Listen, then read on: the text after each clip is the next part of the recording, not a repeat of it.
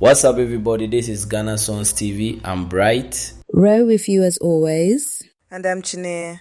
And this one's not a news story. It's a real breakdown because we want to actually dig into what's working for Tyla right now and where it's genuinely getting complicated for her too.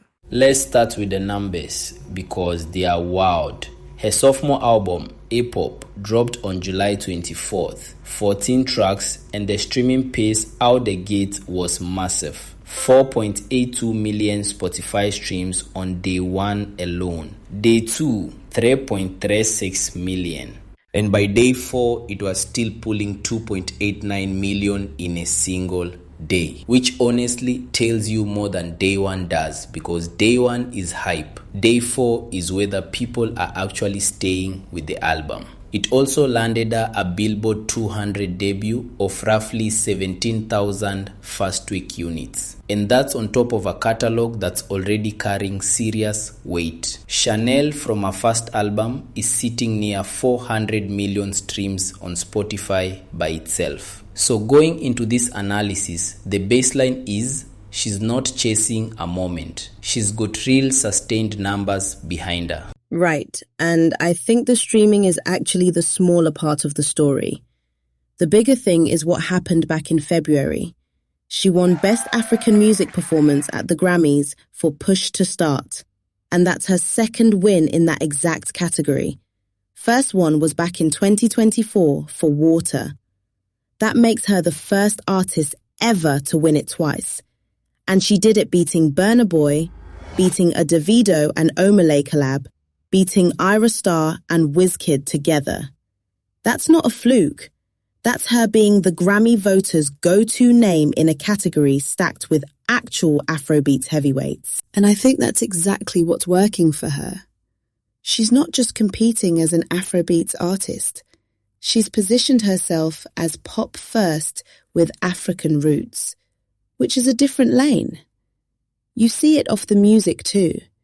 Kate Spade just named her their global brand ambassador, built the whole campaign around A POP. That's fashion and music working together. And honestly, that crossover positioning is probably why she keeps winning that category over artists with bigger raw numbers in Africa itself. That's fair, but I want to push on the part that isn't working as cleanly because I think it's the more honest part of this conversation.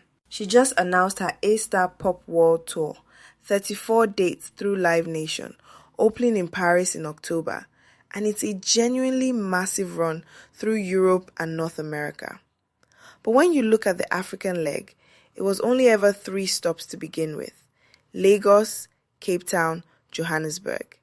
And Lagos has already come off the schedule after backlash tied to tension between Nigeria and South Africa. We're not really litigating that whole story here. We covered it when it happened. But I think it's relevant to this analysis specifically because it shows the limit of the crossover. She can win Grammys against Nigerian artists and get brand deals with Kate Spade. But translating that into an actual welcome on the ground across West Africa is a completely different problem.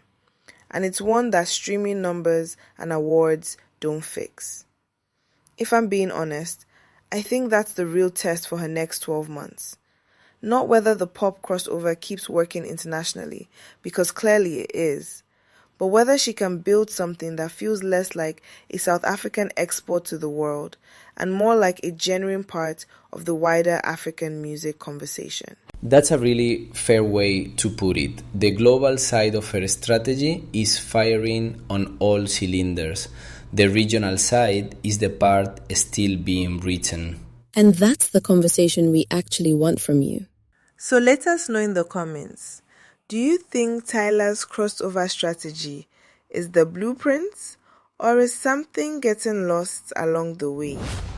Hit subscribe so you catch every real breakdown on Ghanaian, Nigerian, and South African music, not just the headlines. See you in the next one.